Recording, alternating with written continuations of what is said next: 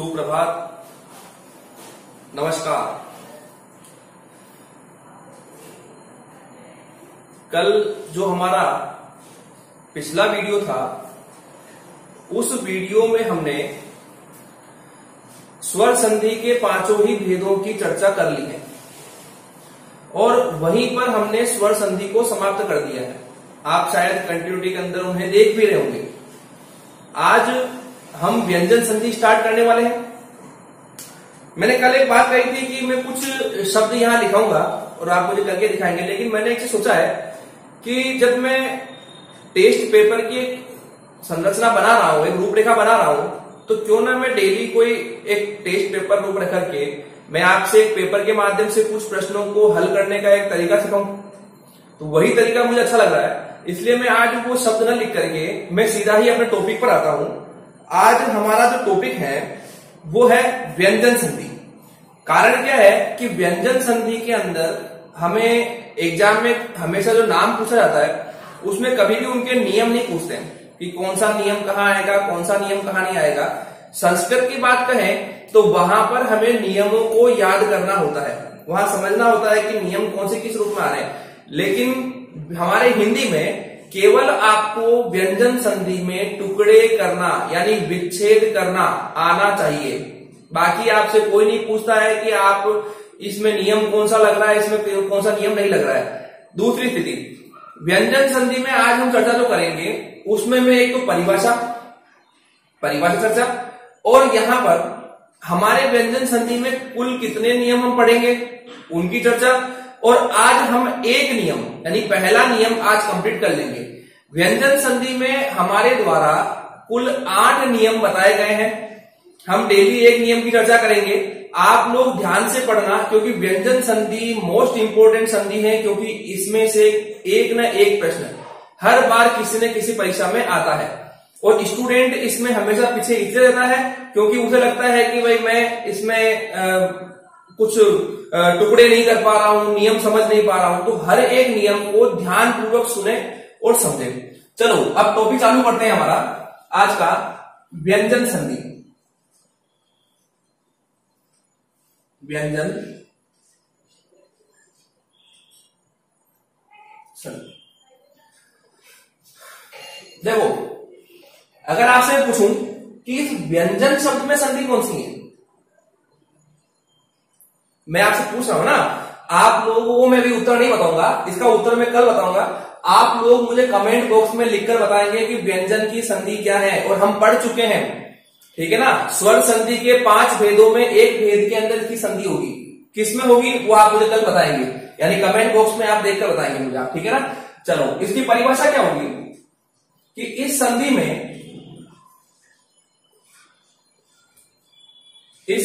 में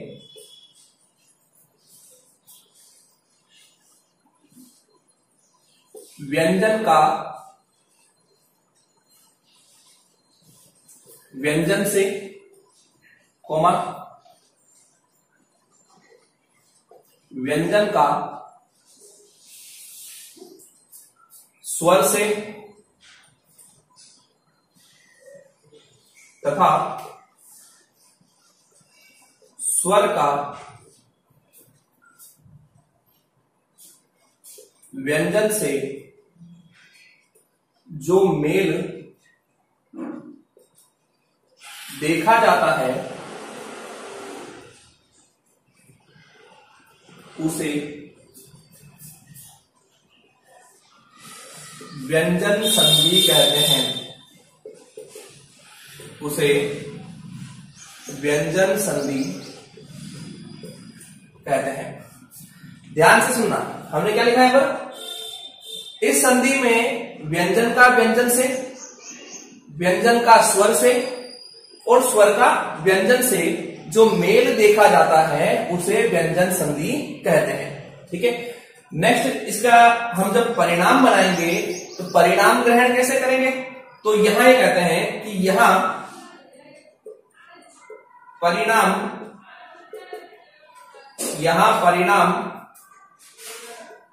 या तो व्यंजन में परिवर्तित तो हो जाएगा, कोमा, या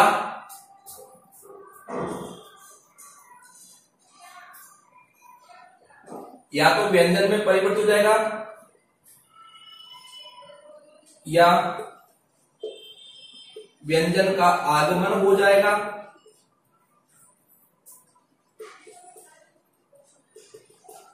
या व्यंजन का लोप हो जाएगा। ध्यान से सुनना, हम जब इस संधि में परिणाम बनाएंगे तो परिणाम बनाते वक्त जो हमारा परिणाम बनेगा वो परिणाम या तो व्यंजन में बदल जाएगा, परिवर्तित हो जाएगा, या वहां किसी न किसी यानी दोनों शब्दों के बीच में किसी न किसी एक व्यंजन का आगमन हो जाएगा, या फिर हम कहें तो वहां किसी न किसी व्यंजन का लोप हो जाएगा। तो लाइन याद रखना, इस संधि में व्यंजन का व्यंजन से, व्यंजन का स्वर से और स्वर का व्यंजन से जो मेल देखा जाता है उसे व्यंजन संधि कहते हैं। स्क्रीनशॉट ले लो एक बार।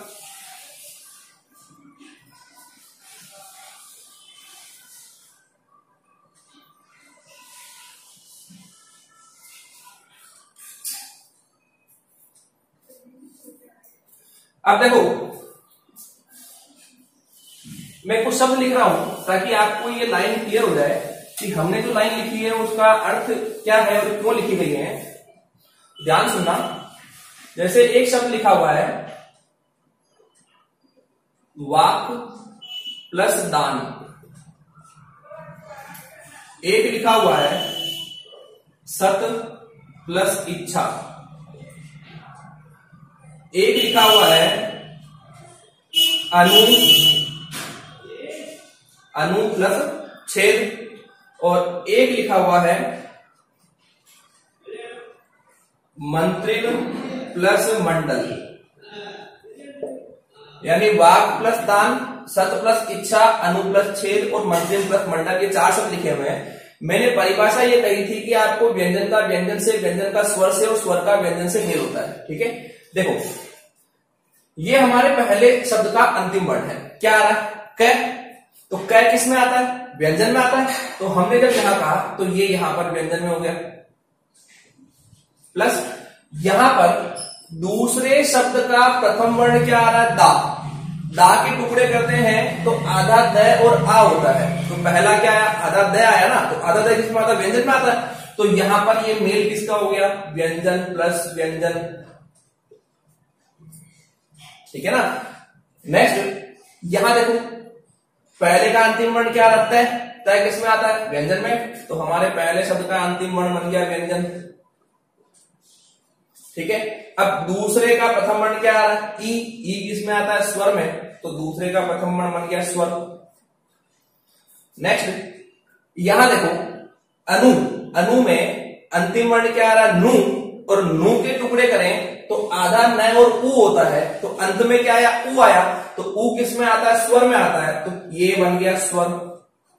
और यहां देखो, ये छेद शब्द लिखा हुआ है, दूसरे शब्द का प्रथम वर्ण क्या आ रहा है? छे। और छह के भी टुकड़े करते हैं तो आधा छ और ए। तो पहला क्या आया? आधा छ। तो आधा छ व्यंजन होता है। तो इसका मतलब हो गया स्वर प्लस व्यंजन। और यहां देखो, ये मंत्री न व्यंजन में आ गया। और यहां पर ये मंडल में मैं आ रहा है, मैं भी व्यंजन में आ गया। तो आप लोगों को याद हो तो अभी हमने परिभाषा लिखी थी कि इस संधि में व्यंजन का व्यंजन से, व्यंजन का स्वर से और स्वर का व्यंजन से जो मेल होगा वो व्यंजन संधि कहलाएगी। ठीक है, अब जब परिणाम बनाएंगे तो परिणाम बनाते वक्त या तो व्यंजन बदल जाएगा, या व्यंजन का आगमन हो जाएगा, या व्यंजन का लोप हो जाएगा। ये रूप बनाया। अब देखो एक चीज और, अभी कोई भी दिमाग ये ना लगाए कि ये बदल क्यों रहे हैं, इनमें च कहां से आया है, ये न हटा क्यों है। ये चर्चा मैं नियम के अंदर करूंगा, है ना, कि नियम जब पढ़ेंगे, नियम 1, नियम 2, नियम 3, नियम 4 तो क्लियर कर देंगे। अभी आप केवल हमने जो परिभाषा लिखी है ना, केवल उसको क्लियर करेंगे। अब देखो ये क है, ये अपने वर्ग का तीसरा बन जाएगा और यहां ये वा और ये घ बन जाएगा और ये हो गया वागदान। क्या हो गया? वागदान। हमने क्या किया, इस क को बदल दिया किसमें? घ में। तो हमारा जो परिणाम है उसमें व्यंजन बदल गया, तो ये हो गया व्यंजन परिवर्तित। क्या हो गया? व्यंजन परिवर्तित। अब देखो यहां पर भी सेम कंडीशन होगी, यहां भी क तीसरा बना है तो यहां भी त तीसरा बनेगा, आधा दय बन जाएगा। उस आधे दय में ई मिलते ही वो दी बन जाएगा, छोटी मात्रा लग जाएगी दय पर, तो यहां पर ये हो गया दी, क्योंकि तय को बदल दिया दय में और छोटी ई की मात्रा यहां लग गई है, तो यहां आधा च और छा यहां आ जाएगा। क्या बन गया? ये सदिच्छा। हमने यहां क्या किया, यहां भी सेम कंडीशन होगी, हमने व्यंजन को बदल दिया, व्यंजन परिवर्तित कर दिया। अब देखो अनु प्लस छेद में ना अनु बदलेगा ना छेद बदलेगा, दोनों के बीच में एक व्यंजन का आगमन हो जाएगा जो होगा च, और ये बनेगा अनुच्छेद। और इसमें परिणाम में क्या हुआ? व्यंजन का आगमन। क्या हुआ? व्यंजन का आगमन। अब देखो मंत्री न प्लस मंडल, इस न को हटाएंगे तब जाकर दोनों मिलेंगे, तो न हटेगा तो ये मंत्री इस रूप में हो जाएगा और ये मंडल इसके पास आ जाएगा। क्या बन गया? ये मंत्री प्लस मंडल, मंत्री प्लस मंडल था, मंत्री मंडल बन गया। तो इसका मतलब यहां हमने परिणाम में क्या किया? व्यंजन का लोप कर दिया। क्या कर दिया? व्यंजन का लोप कर दिया। अब देखो व्यंजन का व्यंजन से, व्यंजन का स्वर से, स्वर का व्यंजन से मेल हो गया, परिणाम बनाया तो व्यंजन बदल गया, व्यंजन का आगमन हो गया, व्यंजन का लोप हो गया। ये कंडीशन बनी रहेगी और ये कंडीशन आपके 8वें नियम में, एक नियम में नहीं 8वें नियम में बनी रहेगी। यानी 8वें नियम में या तो व्यंजन बदल रहा होगा, आगमन हो रहा होगा, या लोप हो रहा होगा। ओके, एक बार स्क्रीन शॉट करो।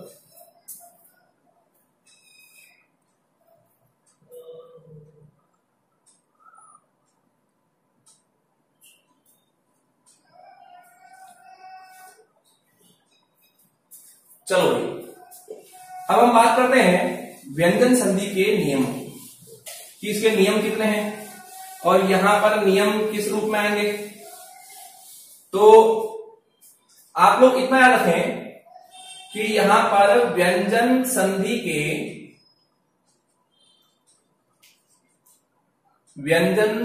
के कुल 8 नियम बताए गए हैं। 8 नियम बताए गए हैं। कितने बताए गए? 8, जिसमें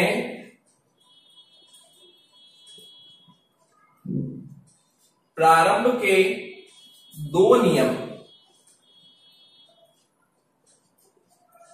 घोष और अघोष वर्णों के नियमों पर आधारित हैं।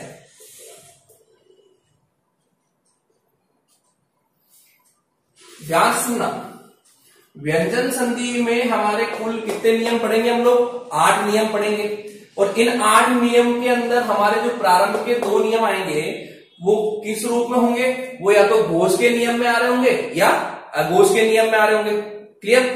आप लोगों को घोष और अघोष वर्ण पता होना चाहिए कि घोष वर्ण कितने होते हैं, अघोष वर्ण कितने होते हैं। ठीक है ना? जब तक आपको इन चीजों की जानकारी नहीं होगी, इन नियमों को समझना थोड़ा कठिन रहेगा। तो मेरा जो पहले वाले वीडियो है जो वर्ण के हैं, जिनमें घोष अघोष को मैंने समझा रखा है, आप इस नियम को पढ़ने से पहले घोष अघोष को जरूर पढ़ के आए। ठीक है ना? ताकि वो क्लियर हो जाए कि घोष क्या होते हैं, अघोष क्या होते हैं। ओके, चलो अब मैं आता हूं हमारे नियम नंबर 1 पर। आज मैं नियम नंबर 1 की चर्चा करूंगा, ध्यान से सुनना। नियम नंबर 1, पहले मैं प्रारूप बना रहा हूं पहले शब्द का अंतिम वर्ण दूसरे शब्द का प्रथम वर्ण, और यहां हमारा बन जाएगा परिणाम। क्लियर? हमारे नियम नंबर 1 का नाम होगा घोष व्यंजन संधि नियम।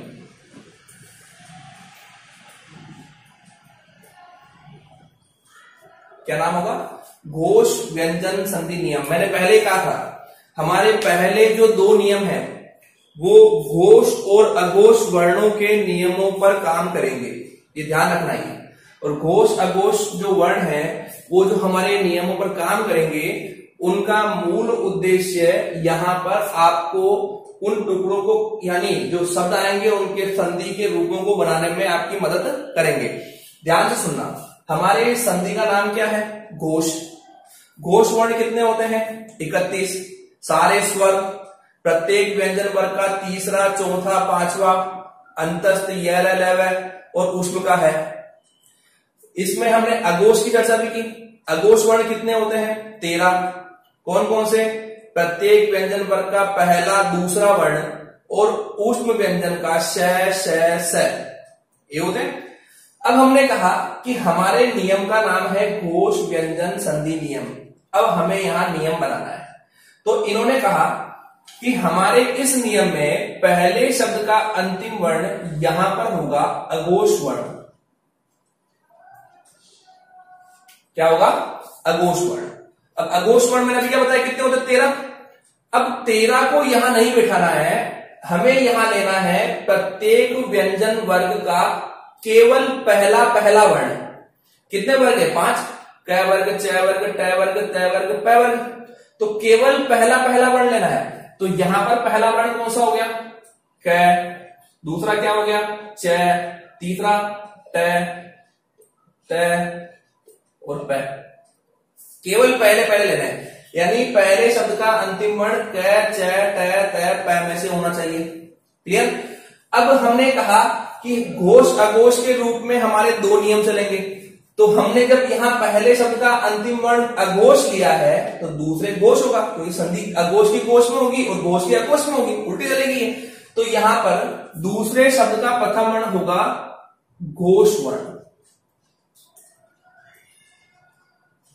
अब घोष वर्ण कितने होते हैं? मैंने भी बताया 31 होते हैं, ठीक है ना। तो यहां आपको याद रखना है कि पंचम वर्ण को छोड़कर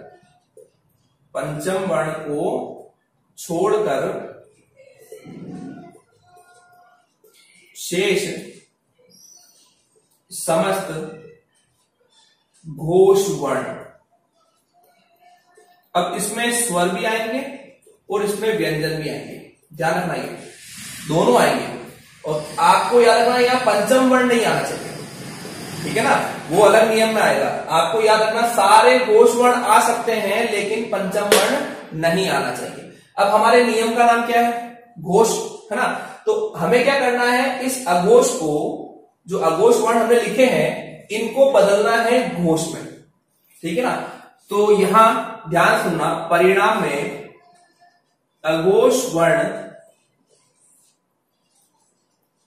अपने ही वर्ग का तीसरा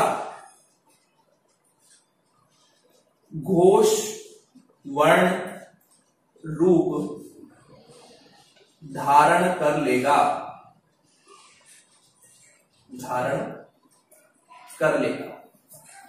आपको करना क्या है कि हमारे पास जो पहले वर्ण लिख रहे हैं ना, इन सबको क्या करना है, तीसरे में बदलना है। और आपको याद हो तो प्रत्येक व्यंजन वर्ग का पहला वर्ण जो होता है वो क्या होता है, अघोष वर्ण होता है।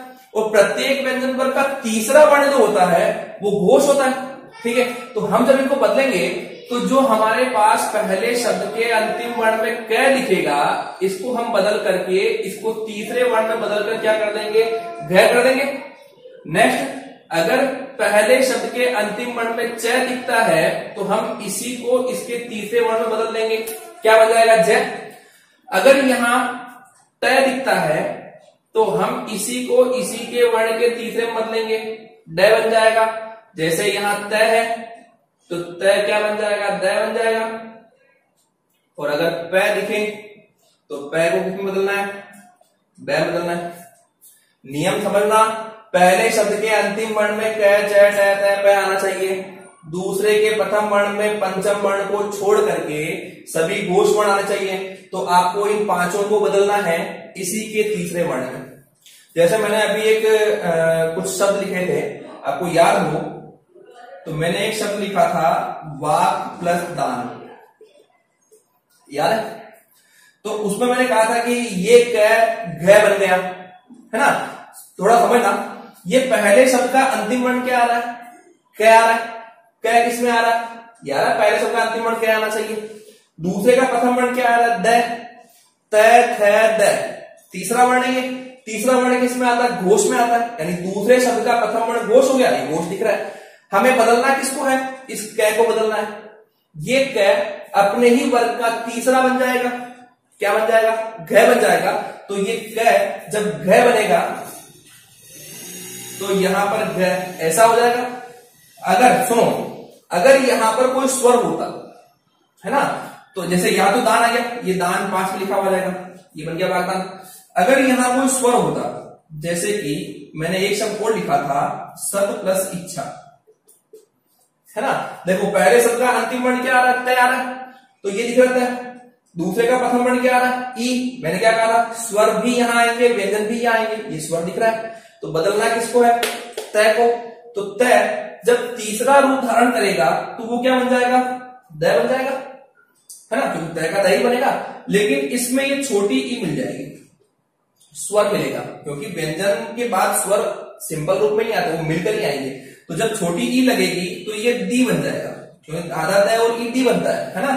तो जब परिणाम बनाएंगे तो यहां पर ये तो बन गया दी, और ये आधा च और छा इसके पास आ जाएगा, तो क्या बन गया ये, सदिच्छा। ठीक है, अब मैं कुछ शब्द लिखा हुआ देखना है, जैसे दिगंबर,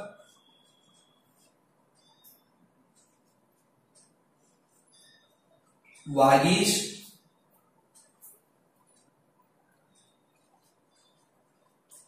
अप प्लस जय, अजंत, सच्चिदानंद,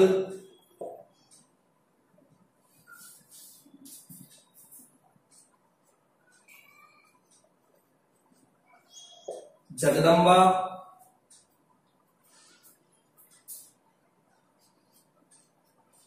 तत्व प्लस अनुकूल,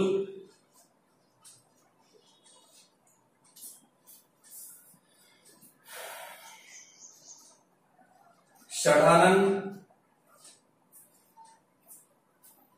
और जयद्रथ,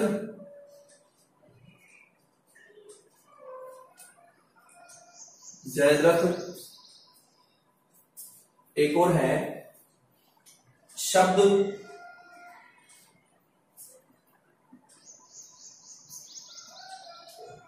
एक लास्ट और है, यहां लिख देता हूं मैं, सदाचार। ठीक है ना? ध्यान से सुनना, अगर ये सारे शब्द अगर आपको आ गए, ठीक है ना, तो ये मान के चलना कि हमारा पहला नियम क्लियर है। और व्यंजन संधि में अधिकांश जो एग्जाम में पूछे जाते हैं, तो एग्जाम में अधिकांश ये पूछते हैं कि निम्न में व्यंजन संधि कौन सी है, निम्न में या निम्न शब्द का सही विच्छेद क्या होगा, आपको टुकड़े भी पूछ सकते हैं। ठीक है ना? तो आप लोगों को शब्द के रूप बनाना भी आना चाहिए, उनके टुकड़े करना भी आना चाहिए। ठीक है ना? तो ऐसी स्थिति में आप थोड़ा ध्यान से सुनना। हमारा नियम 1 है ये, इसका नाम क्या है, घोष व्यंजन संधि। ये हमने प्रारूप बनाया था। ठीक है, सुनो, अगर एक बार स्क्रीनशॉट लगा ले लो बोले,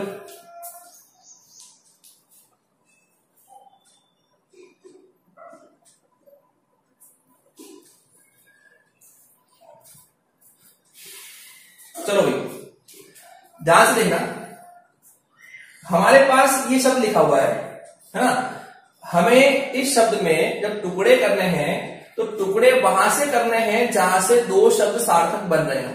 ठीक है, जैसे कि यहां ये घ दिख रहा है, हम जब टुकड़े करेंगे तो ये घ जो है वो अपने ही वर्ग का पहला बन जाएगा, क बन जाएगा।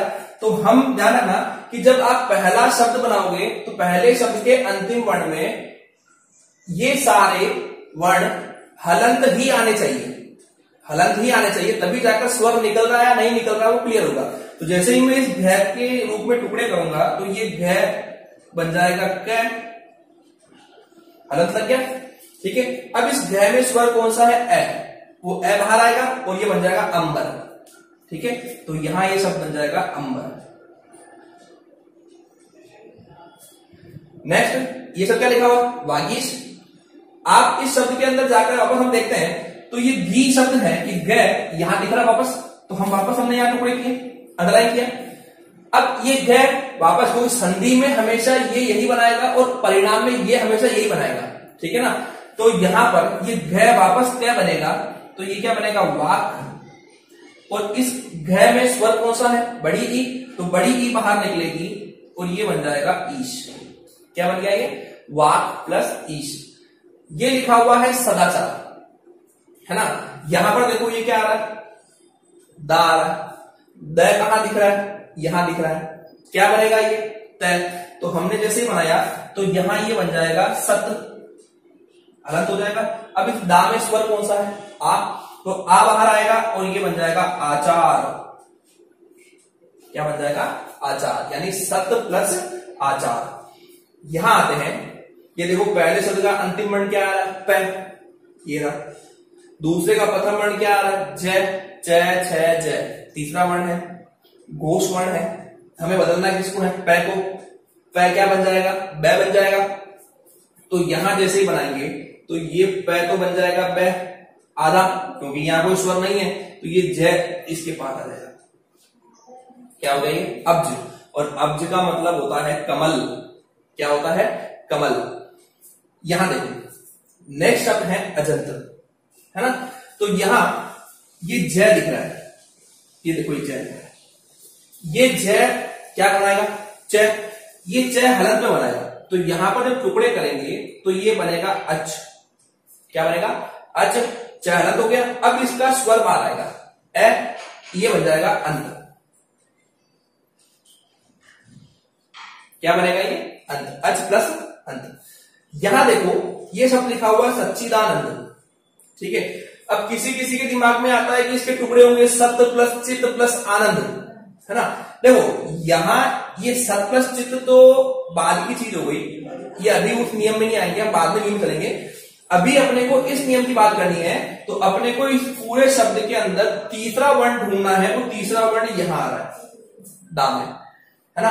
और ये द दिख रहा है, इस द को जब हम टुकड़े में बदलेंगे क्या बन जाएगा, तय बनेगा। तो यहां पर ये पहला शब्द बनाएगा सच्चित। क्या बनाएगा, सच्चित। ये द तय में बन जाएगा और हलंत में। अभी दा में स्वर कौन सा आ रहा है, तो ये बन जाएगा आनंद। और यहां ये क्या बन गया, सच्चित प्लस आनंद। अब देखो ये शब्द क्या लिखा हुआ है, जगदम्बा। जगदम्बा में आप देखो हमें मूल रूप में टुकड़े दो करने हैं, तो दो टुकड़ों के अंदर हमें ध्यान रखना है कि वहीं से टुकड़े करने हैं जहां से दो शब्द सार्थक बन रहे हो, है ना। तो जगदम्बा में ये क्या आ रहा है, द आ रहा है, और द क्या बनेगा, तय बनेगा। तो यहां पर तय बनते ही यहां पर ये हो जाएगा जय ग तय, हलंत हो गया। अब इस तय में स्वर कौन सा है, ए, तो आगे बन जाएगा अंबा। क्या बन गया ये, जगत प्लस अंबा। अब देखो मुझे उन चार शब्दों के टुकड़े और करने हैं, एक बार आप लोग इनका स्क्रीनशॉट ले लो ताकि मैं इनको मिटा दूं, ताकि उनके टुकड़े आराम से हो जाएं। स्क्रीनशॉट लो एक बार।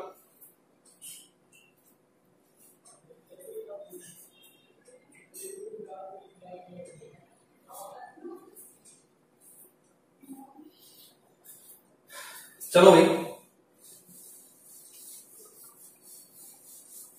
अब यहां देखते हैं। देखो पहले शब्द का अंत में ये कौन सा बना रहा है, तय। ये तय, ये दिख रहा है तय। दूसरे का प्रथम वर्ण क्या आ रहा है, ए, ए स्वर में आता है, हमें बदलना है किसको है, तय को। क्या बन जाएगा, दय बन जाएगा। तो उस दय में क्या मिलना चाहिए, ए स्वर मिल जाएगा, जैसे कि यहां सदिच्छा में मिला था दय में ना। तो यहां पर तय में ए मिलते ही तो ये दय पूरा हो जाएगा, क्योंकि तय का दय बन जाएगा और दय में ए मिल जाएगा, तय बन जाएगा। और ये नुकुल इसके पास यहां आ जाएगा।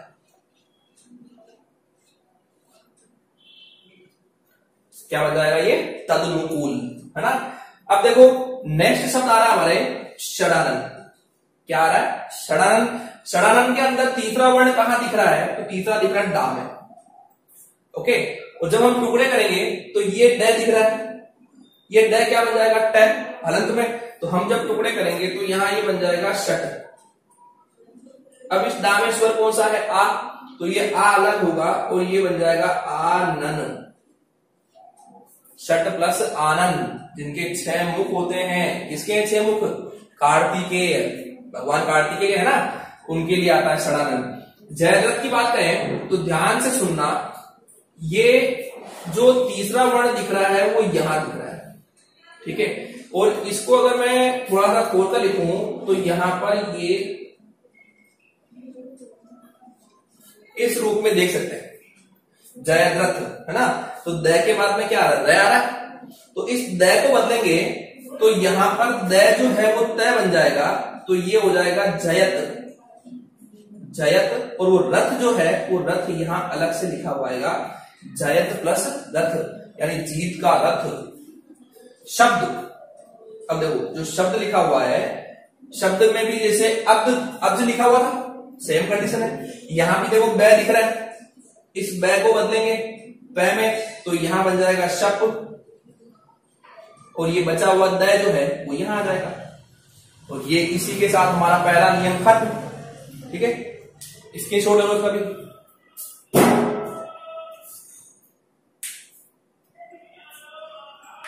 चलो भाई, अब यहां देखो, हम लोगों ने आज व्यंजन संधि की चर्चा की। व्यंजन संधि का पहला नियम कंप्लीट किया, और इतना मानकर चलना कि हम लोग डेली इसमें एक एक नियमों की इसमें चर्चा रोज करेंगे, है ना। और व्यंजन संधि अगर आपने डेली मेरे साथ ढंग से पढ़ी तो मैं इतनी गारंटी लेता हूं कि व्यंजन संधि का प्रश्न कभी भी आए, किसी भी एग्जाम में आए, या कोई भी आपसे कभी पूछे, आप सटीक उत्तर देने की चेष्टा रख सकते हैं। लेकिन उसके लिए आपको ध्यान पूर्वक सुन करके उन्हें समझना होगा। दूसरी स्थिति, यहां पर हमने जितने भी शब्द लिखे हैं वो अधिकांश एग्जाम के अंदर पूछे गए हैं, ठीक है ना। और यहाँ पर मैंने हर एक शब्द के अपने अपने स्तर पर टुकड़े करके यहाँ पर एक ये कर्तव्य बनता है कि आप लोग इन जितने भी शब्द हैं इनके अलावा घर पर और शब्द निकालें और उनके शब्दों को आप टुकड़े करना सीखें। ओके, इसी के साथ आज हमारी क्लास समाप्त होती है। आप सभी लोग इन वीडियो को देखें, कमेंट करें, शेयर करें और सब्सक्राइब करें। Thank you.